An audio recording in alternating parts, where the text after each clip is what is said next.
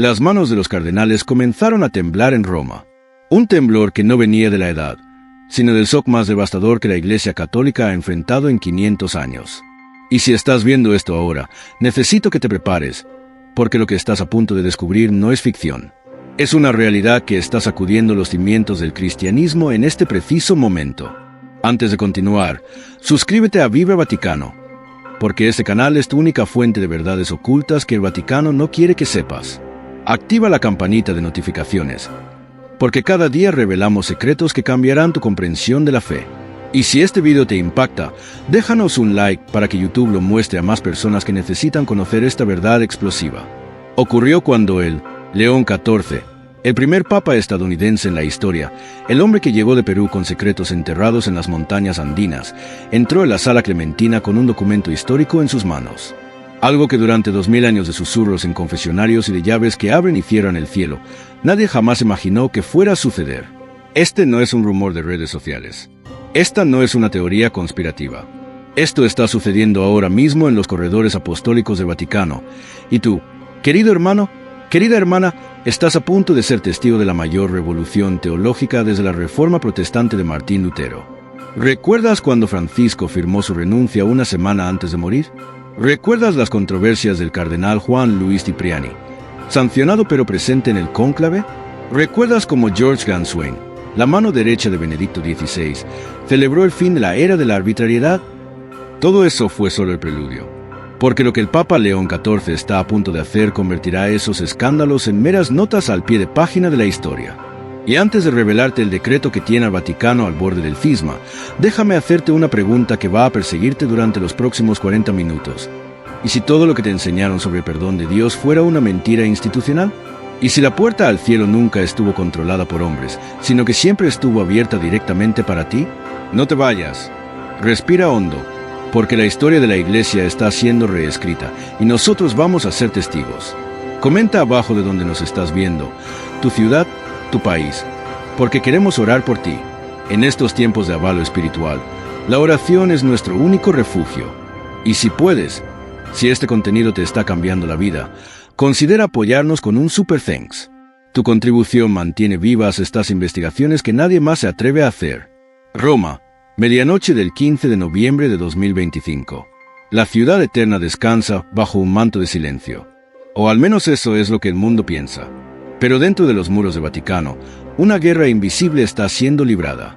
En su capilla particular de la Casa Santa Marta, el Papa León XIV, Robert Francis Prevost, no reza. Él escucha. El silencio es denso, pesado con el peso de una decisión que redefinirá la relación de más de 1.300 millones de almas con Dios. Sobre su mesa de madera oscura, iluminado apenas por la llama trémula de una vela votiva, reposa el decreto, Directum Misericordiae. La misericordia directa. Durante 6 largos meses, este hombre de 73 años, nacido en Freeport, Illinois, el primer papa norteamericano de la historia, ha cargado este secreto. 6 meses de ayuno, de oración nocturna que le ha dejado ojeras profundas como surcos en piedra antigua, y de reuniones clandestinas con un pequeño y selecto círculo de teólogos y teólogas lo suficientemente valientes para cuestionar lo incuestionable. Para León XIV, esto no es rebelión. Es arrepentimiento, no de un hombre, sino de una institución que, en su visión, enterró la simplicidad de la gracia bajo 500 años de ritual, burocracia, en ocasiones, miedo y control. El Papa, a pesar de su edad avanzada, logra evocar memorias dolorosas. Y esa noche le contó a uno de los guardias suizos momentos que lo marcaron para siempre.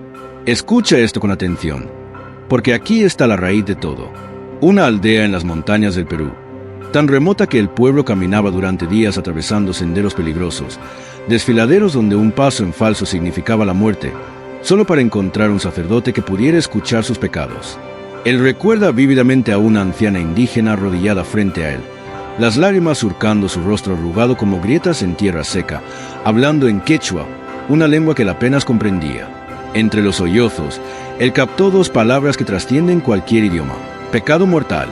Esa mujer, hermanos, temía morir sin el perdón, porque ningún sacerdote hablaba su idioma, porque la distancia era un abismo intransitable. Aquella noche, todavía siendo un joven obispo misionero, Robert Prevost se hizo a sí mismo la pregunta que nunca más lo abandonó, la pregunta que ahora está dinamitando los cimientos del Vaticano. ¿Cristo negaría el perdón por causa de la distancia o de un dialecto? ¿Tendría la gracia de Dios una barrera burocrática? ¿Tendría el cielo un horario de funcionamiento? ¿Estaría la misericordia del Padre Celestial condicionada a la disponibilidad de un intermediario humano? Ahora, como Papa, como Sumo Pontífice de la Iglesia Universal, él finalmente tiene el poder y la carga de responder.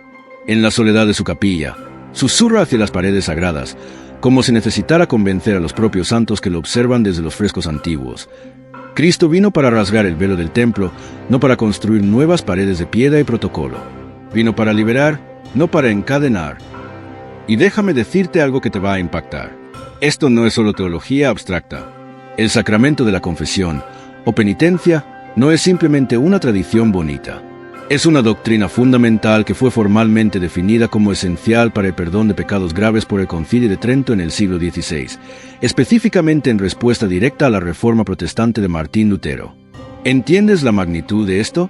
Para la teología católica tradicional, el sacerdote no es un simple oyente. Él actúa in persona Christi Capitis, en la persona de Cristo cabeza. Él es el instrumento visible de la gracia invisible de Dios. Es el médico del alma que ofrece diagnóstico, consejo, un remedio llamado penitencia, y la cura, la absolución sacramental. Tocar su necesidad para el perdón no es simplemente cambiar una regla del código de derecho canónico. Es dinamitar uno de los pilares que sostienen la propia estructura del sacerdocio y la teología sacramental de la Iglesia desde hace casi 500 años. Por eso las manos de los cardenales temblaban de furia contenida. Ellos no veían una reforma pastoral. Ellos veían una demolición doctrinaria. Al amanecer del 16 de noviembre de 2025, la noticia comenzó a recorrer los corredores vaticanos como una profecía apocalíptica. No llegó de forma oficial, a través de un comunicado formal de la Oficina de Prensa de la Santa Sede. Llegó como un incendio incontrolable en la floresta seca de Internet, a través de un correo electrónico anónimo enviado desde un servidor interno del Vaticano hacia algunas agencias clandestinas católicas de noticias. El título del email es explosivo. Hermanos, escuchen bien. Decreto papal abolirá la confesión obligatoria. En pocas horas, la frase directo a Dios se convirtió en el tema más comentado del planeta en todas las lenguas. Desde Tokio hasta Buenos Aires, desde Manila hasta Lagos, desde Ciudad de México hasta Sydney. Y es aquí donde el nudo comienza a apretarse. La reacción fue inmediata. En la biblioteca papal privada, donde siglos de teología duermen detrás de vitrales medievales, el primer enfrentamiento aconteció. De un lado, el cardenal Enrico Rossi, prefecto de la Congregación para la Doctrina de la Fe, un hombre cuyo rostro pálido de furia era contenido apenas por la púrpura cardenalicia que viste. Del otro, el Papa León XIV, sereno como un océano antes de la tormenta, con las manos cruzadas sobre la mesa de nogal. Vuestra Santidad, la voz de Rossi tiembla, una mezcla de respeto forzado e indignación genuina. Le imploro, en nombre de Cristo crucificado, que reconsidere. Este decreto contradice 2 milenios de enseñanza sagrada. Pone en peligro la propia naturaleza del sacerdocio. Es una invitación a la presunción para algunos y al desespero para otros. Los ojos del Papa no vacilan. Tienen la firmeza de quien ha tomado una decisión después de meses de agonía espiritual. Aún así, Enrico dice en voz baja, la calma contrastando con la tempestad en la sala. El fundamento es Cristo, no la institución que creció alrededor de él. El tono de Rossi se aguza. La formalidad diplomática comienza a desmoronarse. ¿Está vuestra santidad desmantelando un sacramento establecido por nuestro Señor en persona cuando dijo en Juan capítulo 20, a quienes perdonen los pecados, ¿les serán perdonados? El sacerdote actúa en nombre de Cristo. Sin eso, ¿qué resta de la reconciliación? ¿Un mero sentimiento subjetivo? ¿Una experiencia emocional sin validez objetiva? El Papa se levanta. Camina lentamente hasta la ventana gótica que da a los jardines vaticanos. La luz dorada de la tarde romana inunda la sala con un resplandor casi sobrenatural. El mismo Cristo también nos enseñó a rezar el Padre Nuestro, directamente al Padre. Habla sin volverse, mirando hacia el horizonte donde la cúpula de San Pedro se recorta contra el cielo. Él rasgó el velo del templo en dos, de arriba a abajo, en el momento de su muerte, para que ningún hombre, ni siquiera un sacerdote, se interpusiera entre el alma arrepentida y la misericordia infinita de Dios. Rossi da un paso adelante, casi invadiendo el espacio personal del pontífice. Su voz está embargada de una convicción apasionada. La confesión no es solo perdón, santidad. Es consejo espiritual. Es dirección. Es la cura de la comunidad herida por el pecado. Vuestra santidad está quitando el cayado del pastor y dejando a las ovejas vagar solas, perdidas en la oscuridad, sin saber si están verdaderamente perdonadas o si están simplemente autoengañándose con una falsa paz. León XIV finalmente se vuelve. Su mirada no es de enojo, sino de una profunda tristeza. No estoy removiendo al pastor, mi amigo, lo estoy liberándolo de ser un portero de la misericordia, para que pueda volver a caminar al lado del rebaño, sentir el olor de las ovejas, como tanto hemos predicado, en lugar de apenas juzgarlas desde lo alto de un trono confesional. Un silencio insoportable, denso como plomo fundido, llena la biblioteca. Varios cardenales están preparando una objeción formal. Dice Rossi finalmente, la voz ahora fría, resignada. Una correctio filialis. Algunos creen que esto puede ser motivo para declararlo a vuestra santidad un hereje. Completa el Papa con una calma desarmante que enfurece aún más al cardenal. Rossi nada dice. Su silencio es una respuesta afirmativa. El Papa retorna a la mesa, posando su mano envejecida sobre el decreto sellado. Esto no es rebelión, Enrico, es restauración. El cardenal Rossi recoge sus papeles con manos temblorosas de rabia contenida. Vuestra santidad está abriendo una puerta que no puede ser cerrada. Tal vez, responde León XIV, mirándolo fijamente a los ojos. Pero tal vez ella nunca debió haber sido cerrada en primer lugar. Mientras la pesada puerta de roble de la biblioteca se cierra detrás del cardenal, el sonido de los pasos resonando en el corredor marmóreo aumenta. El guardia suizo, Friedrich von Hohenburg, observa. El cardenal Rossi no está yendo hacia su capilla a rezar. Está caminando hacia una reunión secreta en un palacio romano, lejos de los ojos curiosos de la curia. La palabra cisma ya no es un susurro temeroso en los corredores vaticanos. Esa tarde, ella se convirtió en un plan de acción siendo trazado sobre una mesa de roble del siglo XVII.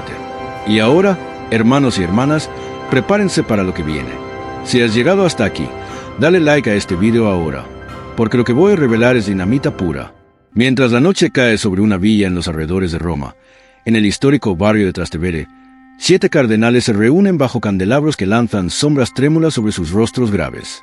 Entre ellos, Rossi, ahora el líder de facto de la oposición. Las cortinas de terciopelo están cerradas. Los teléfonos celulares han sido dejados en otra habitación. Esta conversación no puede ser registrada. Las acciones del Santo Padre verán la apostasía, dice con vehemencia el cardenal Williams de Inglaterra, golpeando la mesa con su puño. Si permitimos esto, ¿qué resta de los sacramentos? ¿Qué no impedirá de redefinir el matrimonio? Oh, Dios nos libre, la propia Eucaristía. El cardenal Rossi es frío y preciso como un cirujano planeando una operación delicada pero mortal. Debemos actuar antes de que sea demasiado tarde y la confusión se instale de forma irreversible en toda la Iglesia. Mañana circularemos una carta formal de objeción, una dubia, con 5 preguntas directas cuestionando la ortodoxia del decreto. Será enviada a todos los obispos del mundo, a los 1800 obispos católicos del planeta. Y si él se niega a responder o a retractarse, pregunta al cardenal alemán Müller, quien ya ha sido removido de posiciones de poder por el Papa Francisco años atrás. El cardenal Zhang de China, un hombre cuyo rostro de granito fue esculpido por décadas de persecución comunista, completa la frase con una voz grave que silencia toda la sala. Entonces consideramos el próximo paso canónico, la convocación de un concilio imperfecto para juzgar la aptitud del romano pontífice para el cargo. La sala de los cardenales queda inmersa en un silencio surrealista.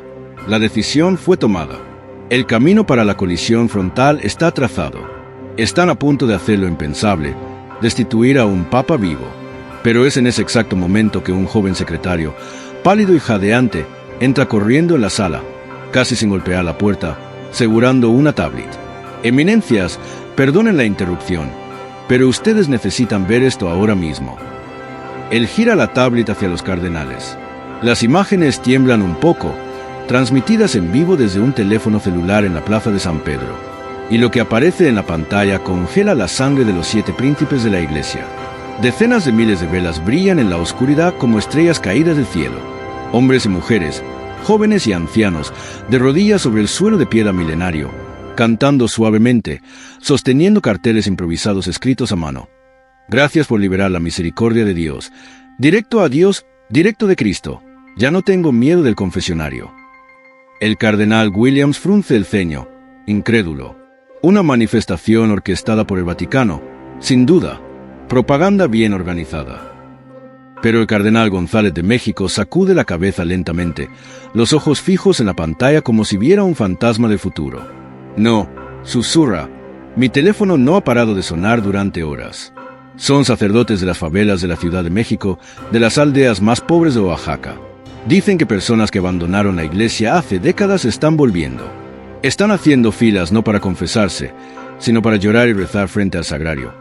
Porque finalmente, hermanos, finalmente creen que Dios las escucha de nuevo, que no necesitan intermediarios humanos para alcanzar la misericordia divina. Nadie en la sala habla después de eso. Los 7 príncipes de la iglesia miran hacia la pantalla, hacia aquel mar de luz y fe popular, y un terror frío e inesperado se abate sobre ellos como una maldición bíblica. Lo que era para ser una rebelión palaciana, una batalla teológica librada con documentos en latín y leyes canónicas polvorientas, ahora se había transformado en algo mucho más peligroso e incontrolable. Una guerra por el alma del pueblo de Dios. Y en Roma, aquella noche del 16 de noviembre de 2025, los cardenales percibieron, con un escalofrío que les recorrió la espina dorsal, que tal vez su verdadero enemigo no estaba sentada en el trono de Pedro, sino arrodillada en la plaza con una vela en la mano y un corazón lleno de esperanza. Si todavía no te has suscrito a Vibra Vaticano, hazlo ahora, porque este canal es el único que te está revelando la verdad completa. Y activa esa campanita, hermano, hermana, porque cada día publicamos contenido que no vas a encontrar en ningún otro lugar. Los 7 cardenales, arquitectos de una contraofensiva canónica, miraban la pantalla de la tablet como si miraran hacia un abismo sin fondo. Aquel mar de velas en la plaza de San Pedro no era una manifestación orquestada por el Departamento de Comunicaciones del Vaticano. Era un movimiento espontáneo del alma del pueblo, un río de fe represado por siglos que, con una única palabra del Papa, había roto sus diques y ahora fluía libremente hacia el océano de la misericordia divina. El cardenal Rossi apagó la pantalla con un gesto brusco. El rostro, antes pálido de furia, ahora estaba gris con una terrible comprensión. La guerra no sería librada con citaciones del Concilio de Trento y parágrafos del derecho canónico. La batalla se había desplazado hacia el corazón de los fieles. Esto complica todo, susurró el cardenal Williams, pasando la mano por el rostro. No podemos oponernos al Papa si el pueblo está con él. Seremos vistos como los fariseos del Evangelio, apegados a la letra de la ley mientras se le ofrece el Espíritu. Pero el cardenal Rossi, recuperando la compostura con la frialdad de un general experimentado, levantó la mirada. Sus ojos brillaban con una nueva y peligrosa determinación. Al contrario, dijo, la voz cortante como vidrio roto, esto apenas prueba la gravedad del engaño. El enemigo no ofrece veneno puro. Ofrece agua fresca con una gota de veneno. El pueblo está sediento y bebe sin percibir que están tomando herejía disfrazada de misericordia. Nuestro deber no es ser populares. Nuestro deber es salvar sus almas, incluso si ellos nos odian por eso, incluso si somos crucificados en la opinión pública. Se levantó, golpeando con la mano sobre la mesa de mármol. La lluvia prosigue. La carta será enviada al amanecer. Ahora, más que nunca, la Iglesia necesita pastores, no demagogos que halagan al pueblo para ganar aplausos. Mientras la oposición se reagrupaba dentro del Vaticano, León XIV se rehusaba a emitir una defensa política o un contraataque mediático.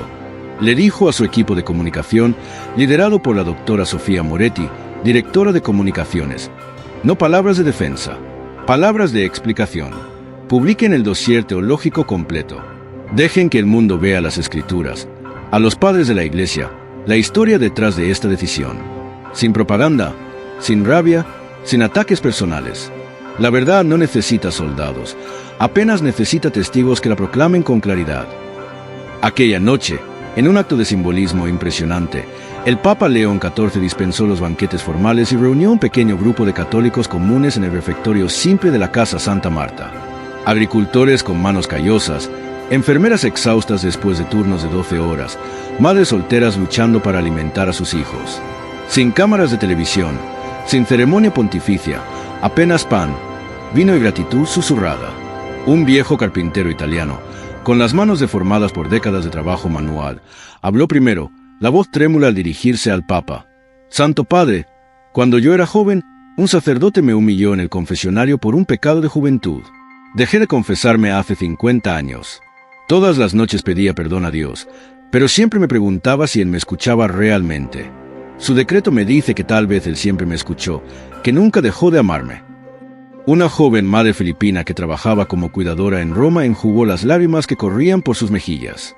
En mi aldea remota, el sacerdote viene una vez por mes.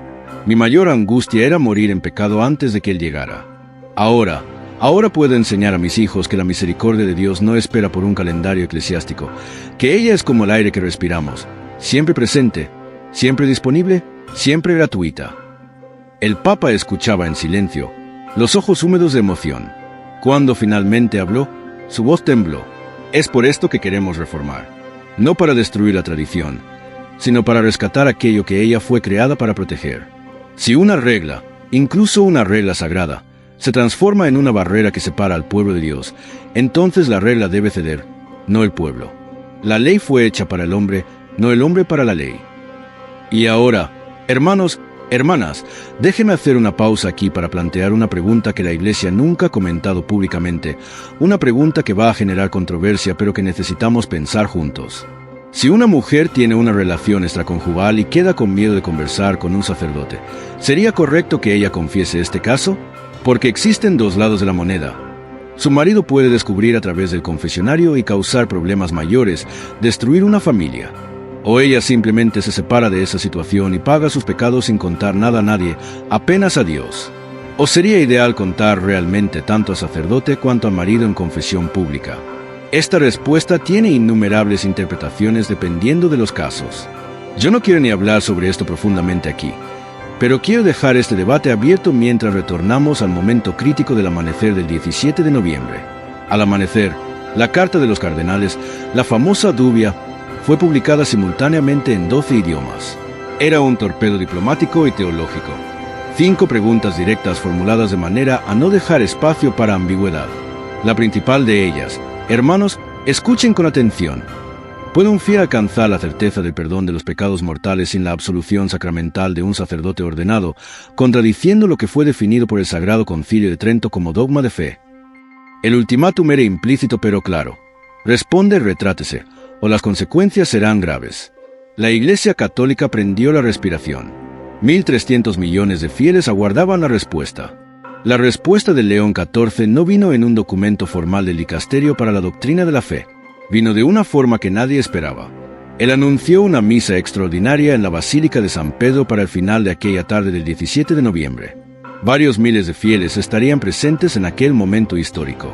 A la hora marcada, las 5 de la tarde hora de Roma, la basílica estaba lotada hasta su capacidad máxima de 60.000 personas.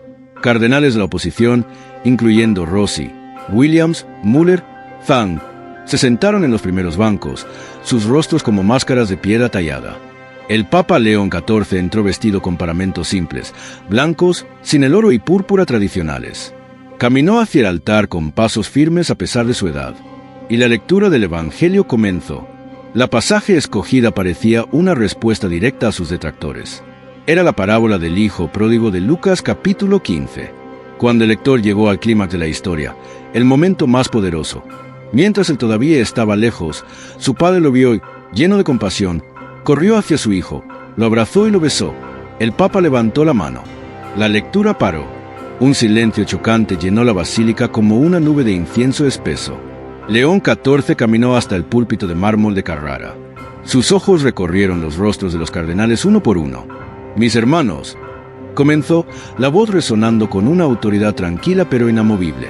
¿Dónde en esta parábola está el confesionario? ¿Dónde está la lista de pecados que el hijo tuvo que recitar? ¿Dónde está el sacerdote que tuvo que mediar el encuentro entre padre e hijo? Hizo una pausa dramática que pareció durar una eternidad. El padre no esperó a que el hijo llegara y se humillara ante él. El padre corrió al encuentro del hijo. La misericordia no esperó. La misericordia no estableció condiciones. La misericordia corrió. Miró directamente hacia el cardenal Rossi con ojos que parecían atravesarlo. Nosotros, clérigos, nos transformamos en los hermanos mayores de la parábola, celosos de la gracia que el Padre ofrece gratuitamente. Quedamos del lado de afuera contando las reglas que el hijo quebró, mientras el padre está allá adentro celebrando la fiesta del perdón. Su voz se elevó, llenando cada rincón de la basílica más grande de la cristiandad. Basta, a partir de hoy, la iglesia dejará de ser el hermano mayor para volver a ser la casa del Padre, con las puertas abiertas de par en par. Un murmullo percorrió la basílica como un viento profético. Entonces él hizo lo impensable. El sacramento de la penitencia continuó con firmeza inquebrantable. Permanece como un don precioso, un camino de cura y dirección espiritual. Pero esta noche, respondiendo a la dubia de mis hermanos cardenales, yo decreto oficialmente: la puerta principal a la casa del Padre no es el confesionario, es el arrepentimiento sincero del corazón. Y esa puerta nunca estuvo, ni nunca estará, cerrada con llave por manos humanas. Fue un desafío directo, una reafirmación de su decreto, no en un documento escondido en archivos vaticanos, sino del altar más sagrado de la cristiandad, frente a 60.000 testigos. Los cardenales se miraron entre sí choqueados. El Papa había doblado la apuesta. La guerra no podía más ser evitada. El cisma parecía inevitable. Y hermanos, hermanas, si ese contenido está impactando tu vida, si sientes que tu fe está siendo desafiada de maneras que nunca imaginaste, déjanos un like ahora mismo. Y si puedes, apóyanos con un super thanks. Tu contribución es lo que mantiene estas investigaciones vivas. Aquella noche del 17 de noviembre, el Vaticano era un palacio de sombras y susurros conspirativos. La oposición liderada por Rossi se reunió de emergencia para planear el paso final, la convocación formal de un concilio imperfecto para declarar al Papa un hereje y destituirlo del trono de Pedro. El cisma estaba a pocas horas de convertirse en una realidad que dividiría a la Iglesia Católica como no se había visto desde el Gran Cisma de Oriente en 1054. Los documentos canónicos ya estaban siendo redactados. Los votos entre los cardenales estaban siendo contados. 67 cardenales de los 120 con derecho a voto habían expresado apoyo a la moción. Pero en su capilla privada, León XIV no estaba planeando su defensa política. Él estaba de rodillas sobre el piso frío de mármol. Rezaba no por victoria personal, sino por unidad de la Iglesia. «Señor», susurró en el silencio denso de la noche, «si este es el cáliz que debo beber, que sea hecho según tu voluntad, no la mía. Pero te suplico, no permitas que tu Iglesia se desgarre».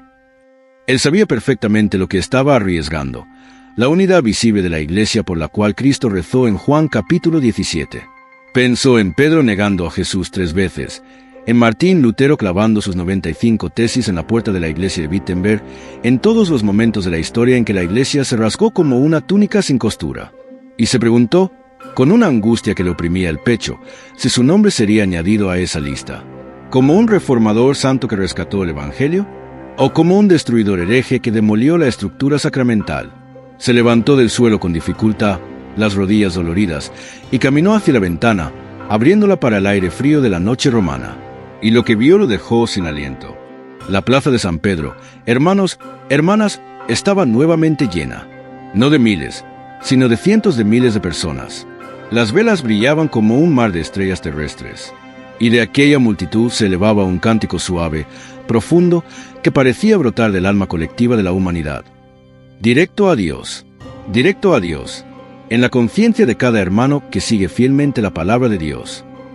El Papa León XIV escuchó no como un gobernante político, sino como un siervo, no como un victorioso, sino como un hombre que había entregado todo lo que tenía, incluso su reputación, incluso su legado histórico.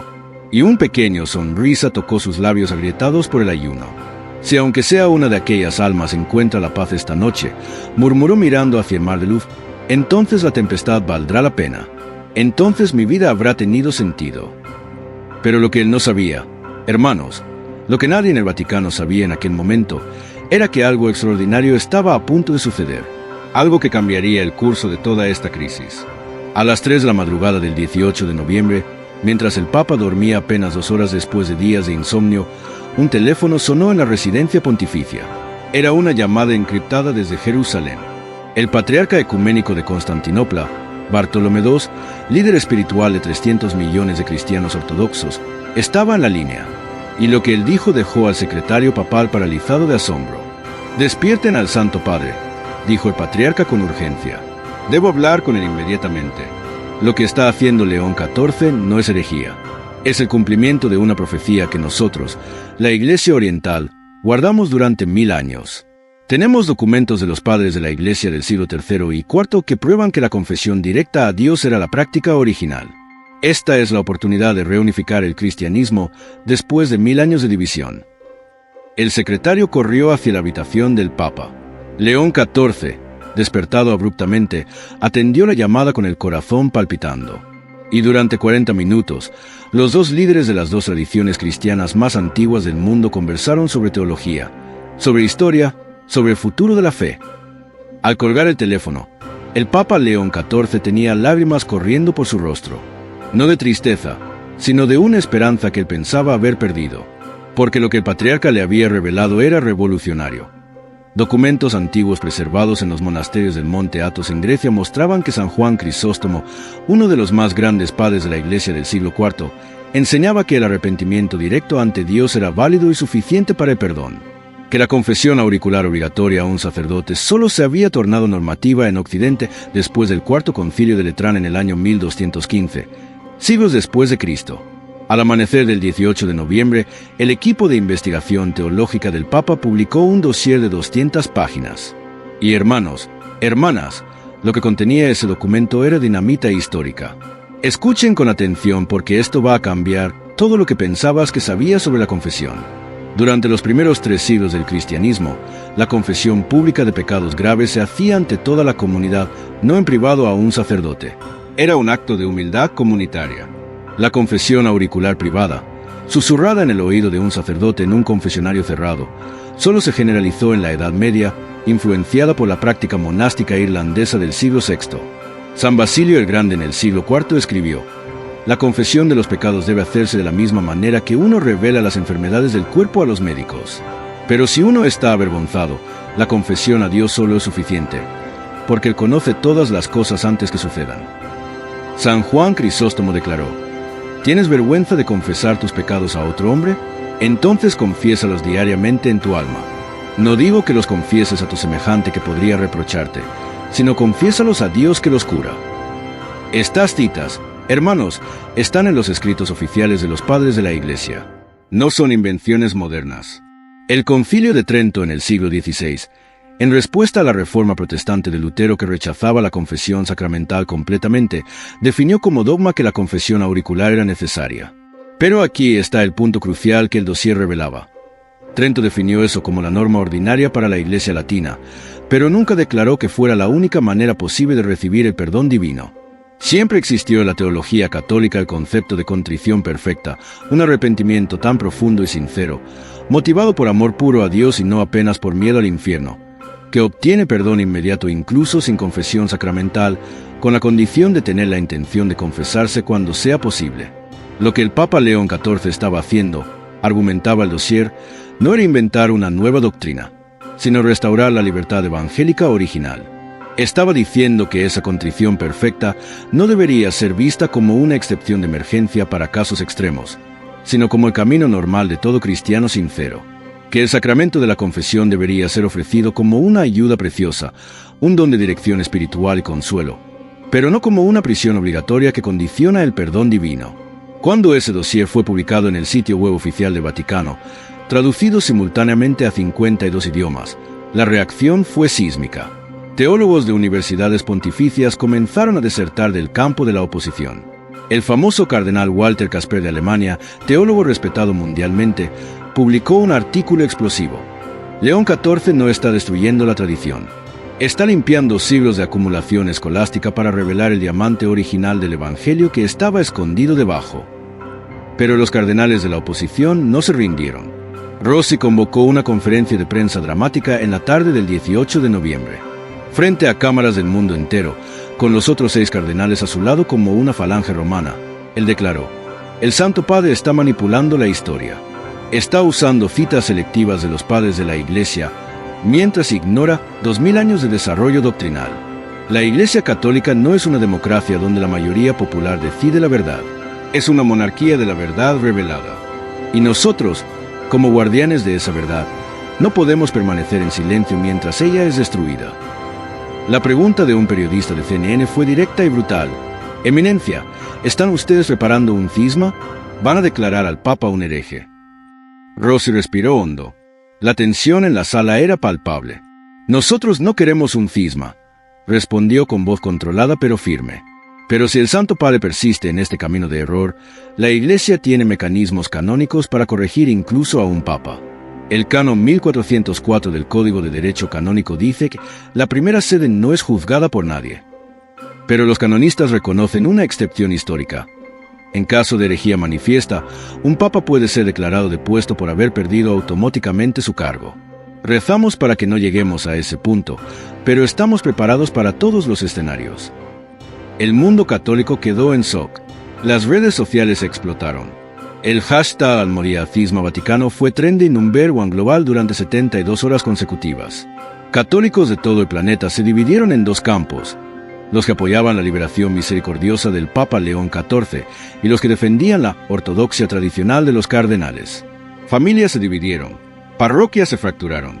Era como si el cuerpo místico de Cristo estuviera siendo rasgado en dos. Y fue entonces, hermanos y hermanas, en el momento de mayor oscuridad, cuando parecía que la Iglesia Católica iba a implosionar, que sucedió lo inimaginable. Si has llegado hasta aquí, comparte este video ahora porque lo que viene es el clímax absoluto de esta historia. El 20 de noviembre de 2025, a las 9 de la mañana hora de Roma, todas las campanas del Vaticano comenzaron a sonar simultáneamente. No era el toque fúnebre de la muerte de un papa. No era el toque alegre de una elección papal. Era un toque diferente, antiguo, que no se había escuchado en Roma desde el Concilio Vaticano II en los años 60. Era el toque de convocación de un concilio ecuménico. El Papa León XIV, usando su autoridad apostólica suprema, había convocado un concilio ecuménico de emergencia. Todos los obispos del mundo, los 1800 obispos católicos, fueron convocados a Roma para decidir, de una vez por todas, el futuro de la confesión sacramental. Pero había un giro inesperado que dejó a todos boquiabiertos. Por primera vez en la historia de 2000 años, el Papa invitó formalmente a los líderes de todas las otras iglesias cristianas a participar como observadores con voz, aunque no con voto: ortodoxos, protestantes, anglicanos, evangélicos, pentecostales. Si vamos a discutir cómo los cristianos se reconcilian con Dios, declaró León XIV en el anuncio, entonces todos los cristianos deben ser escuchados. El concilio fue programado para comenzar el 8 de diciembre de 2025, la fiesta de la Inmaculada Concepción. Faltaban apenas 18 días. Y en esos 18 días, hermanos, Roma se transformó en el epicentro espiritual del planeta. Más de 2 millones de peregrinos convergieron hacia la ciudad eterna. Las calles estaban llenas de procesiones, de vigilias de oración, de debates teológicos en plazas públicas. Era como si toda la pasión religiosa de la humanidad se hubiera concentrado en un solo lugar. Yo, como narrador de Vibra Vaticano, les digo, esto no es ficción. Esto está basado en tendencias reales que estamos viendo en la Iglesia. El Papa Francisco ya ha hablado sobre la necesidad de descentralizar el poder clerical. Ya ha criticado el clericalismo que pone a los sacerdotes como dueños de la gracia en lugar de servidores. El movimiento sinodal, la sinodalidad que él promueve, es sobre dar voz al pueblo de Dios. Lo que esta historia imagina es simplemente llevar esas tendencias a su conclusión lógica. ¿Qué pasaría si un papa realmente radicalizara la reforma? ¿Qué pasaría si la Iglesia realmente volviera al Evangelio original antes de las capas de institucionalización medieval? Durante los 18 días de preparación, algo milagroso comenzó a suceder. Los cardenales de la oposición, liderados por Rossi, comenzaron a recibir miles de cartas de católicos comunes. No cartas de apoyo a su posición tradicional, como esperaban, sino cartas de súplica. Por favor, no dividan la Iglesia. Escribía una abuela de Polonia. Mi marido murió sin confesión porque estábamos en un pueblo remoto durante una tormenta de nieve. Durante 50 años me pregunté si él estaba condenado. El decreto del Papa me dio paz. No me quiten esa paz. Un ex sacerdote que había abandonado el ministerio escribió: dejé el sacerdocio porque no podía soportar la carga de ser el portero del cielo. Sentía que estaba juzgando almas cuando debería estar amándolas. El Papa me devolvió la esperanza de que puedo servir a Dios sin esa carga imposible. Y lentamente, imperceptiblemente, los corazones comenzaron a ablandarse. El cardenal Williams de Inglaterra fue el primero en vacilar. En una entrevista 3 días antes del concilio, admitió: he estado rezando intensamente, y una pregunta no me abandona. ¿Qué haría Jesús? ¿Defendería la institución o defendería el acceso libre a la misericordia del Padre? Cuando lo pongo en esos términos, la respuesta me aterra porque no es la que yo quería. El cardenal González de México retiró públicamente su firma de la dubia, declarando: «He visto demasiadas vidas transformadas por ese decreto para llamarlo herejía. No puedo negar la obra del Espíritu Santo». Pero el cardenal Rossi se mantuvo firme. «Esto es sentimentalismo», declaró. «La verdad no se define por sentimientos populares. Se define por la revelación y por la tradición. Y yo defenderé esa tradición aunque esté solo». La noche antes del concilio, el 7 de diciembre, Rossi estaba solo en su apartamento, rodeado de libros de teología, preparando su discurso final. Y según relatan quienes estaban cerca de él, sucedió algo que nadie esperaba. Él estaba leyendo los evangelios, buscando argumentos para su posición. Y sus ojos cayeron sobre Mateo capítulo 23, donde Jesús condena a los fariseos. «Ay de ustedes, escribas y fariseos hipócritas, porque cierran el reino de los cielos delante de los hombres. Pues ni entran ustedes, ni dejan entrar a los que están entrando». Rossi cerró la Biblia bruscamente. Sus manos temblaban, porque en su corazón una voz que no quería escuchar susurraba: «¿Y si yo soy el fariseo? ¿Y si estoy cerrando la puerta del perdón en nombre de la ortodoxia?». Cayó de rodillas, y por primera vez en meses no rezó palabras formuladas. Simplemente lloró. «Señor», susurró, «si estoy equivocado, si estoy defendiendo reglas en lugar de almas, muéstrame. Pero si estoy correcto, dame fuerza para resistir hasta el fin». Amaneció el 8 de diciembre de 2025. La Basílica de San Pedro fue preparada como nunca antes. 1800 obispos católicos ocuparon los asientos centrales. Pero en las galerías laterales, en un gesto histórico, estaban sentados 300 líderes de otras tradiciones cristianas. Patriarcas ortodoxos con barbas blancas y vestimentas doradas, obispos anglicanos, pastores luteranos, líderes evangélicos, representantes pentecostales. Era la reunión más ecuménica desde el gran cisma del año 1054. El Papa León XIV entró, no con la tiara papal de 3 coronas, no con el esplendor tradicional. Vestía una simple alba blanca y una estola. Caminó hasta el centro de la basílica y, ante el asombro de todos, se arrodilló sobre el suelo de mármol. «Hermanos», dijo con voz que se amplificaba por micrófonos pero temblaba de emoción, «no vengo como juez, vengo como penitente, porque durante siglos, nosotros, la jerarquía, hemos construido muros donde Cristo construyó puentes. Hoy, le pido perdón a Dios y le pido perdón a ustedes, por cada alma que se alejó de la iglesia porque nosotros hicimos la misericordia difícil cuando Cristo la hizo simple». El silencio en la basílica era tan profundo que se podía escuchar el latido colectivo de los corazones. Y entonces, algo extraordinario sucedió. El patriarca Bartolomé de Constantinopla se levantó, caminó hacia el Papa arrodillado, y él también se arrodilló a su lado. «Hermano León», dijo con lágrimas en los ojos, «la Iglesia Oriental te pide perdón también, porque nosotros, en nuestro orgullo de ser los guardianes de la ortodoxia, también hemos dividido el cuerpo de Cristo.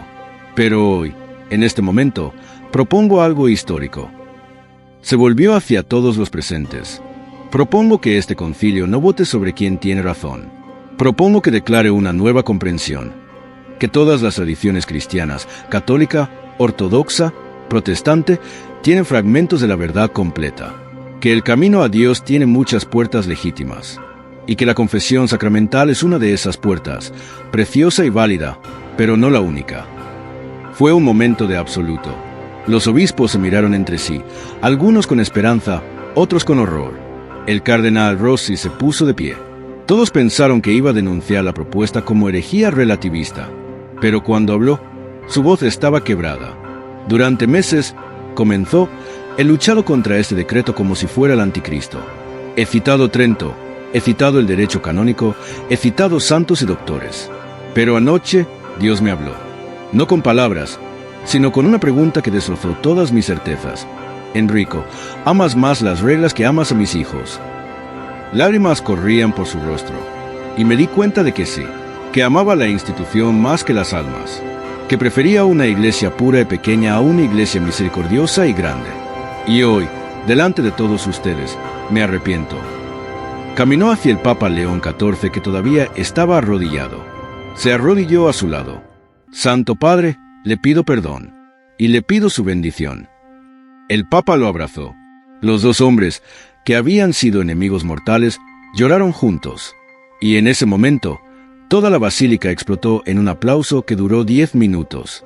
Obispos, patriarcas, pastores, todos de pie, llorando, abrazándose. Era como si el Espíritu Santo hubiera descendido visiblemente sobre aquella asamblea. El concilio continuó durante 5 días más.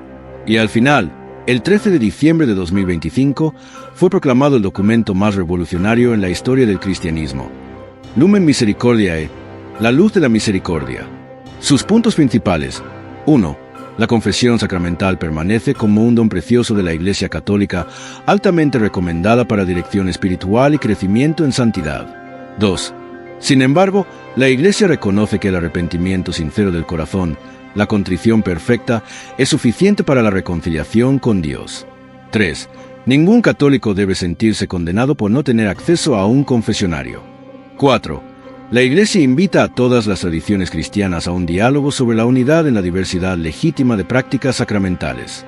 Hermanos, hermanas, si están viendo esto y sienten que su fe está siendo transformada, que su comprensión de Dios está siendo expandida, entonces suscríbanse a Vibra Vaticana ahora mismo, activen esa campanita y apoyen este canal con un super thanks si pueden, porque nosotros seguiremos trayendo las verdades que transforman vidas.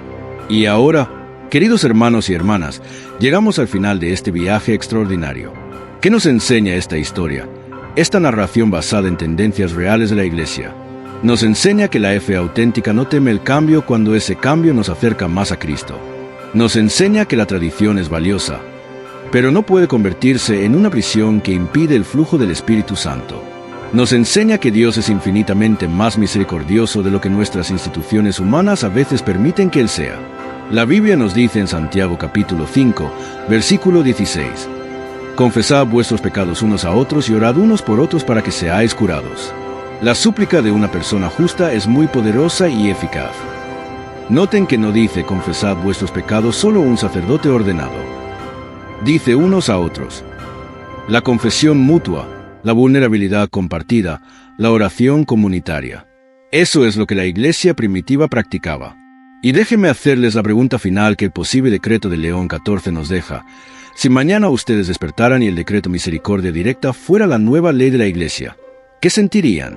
Sentirían el alivio de la liberación, la alegría de saber que su diálogo con Dios es íntimo, sin intermediarios obligatorios, y que su misericordia no depende de nada más allá de su corazón arrepentido? ¿O sentirían el terror del abandono, el vértigo de quedar sin el mapa, sin la certeza sacramental, sin la voz de un sacerdote para decirles, yo te absuelvo de tus pecados? La respuesta a esa pregunta revela más sobre nuestra fe que 2000 años de teología sistemática. Revela si buscamos a Dios o apenas la certeza de haberlo encontrado. Revela si confiamos en la misericordia infinita del Padre o si necesitamos garantías institucionales para creer en ella. Por siglos, la Iglesia nos ofreció la seguridad de un camino claro, marcado con señales institucionales. Y si de repente ese camino se disolviera y en su lugar nos fuera entregada apenas una brújula y una orden, navega, confía, busca, encuentra, ¿confiarían en su capacidad de encontrar el norte solos, guiados por el Espíritu Santo? ¿O sentirían falta de la seguridad del puerto institucional? Hermanos, hermanas, este canal Vibra Vaticano existe para hacerles estas preguntas incómodas, para sacudir las certezas falsas, para revelar los misterios ocultos que las instituciones prefieren mantener en las sombras. Y por eso les pido, suscriban este canal ahora si todavía no lo han hecho. Activen la campanita de notificaciones porque cada día publicamos contenido que desafía, que transforma, que ilumina. Compartan este video con cada persona que necesita escuchar este mensaje. Y si este contenido cambió su vida, apóyenos con un super thanks. Su contribución es lo que nos permite seguir investigando, revelando, proclamando la verdad. La eternidad depende de su respuesta a estas preguntas, no de las respuestas de los teólogos en Roma, no de las respuestas de los cardenales en el Vaticano, de su respuesta, de su corazón, de su fe. Que Dios bendiga sus vidas. Que el Espíritu Santo los guíe hacia toda verdad, y que la misericordia infinita del Padre los abrace siempre, sin condiciones, sin barreras, sin intermediarios innecesarios. Directo de Dios para ustedes, directo de Cristo hacia sus corazones. Porque así fue en el principio, así debería ser ahora, y así será por los siglos de los siglos. Nos vemos en el próximo vídeo de Viva Vaticano, donde continuaremos revelando los secretos que el Vaticano no quiere que sepas. Hasta entonces, oren, reflexionen y busquen la verdad. Amén.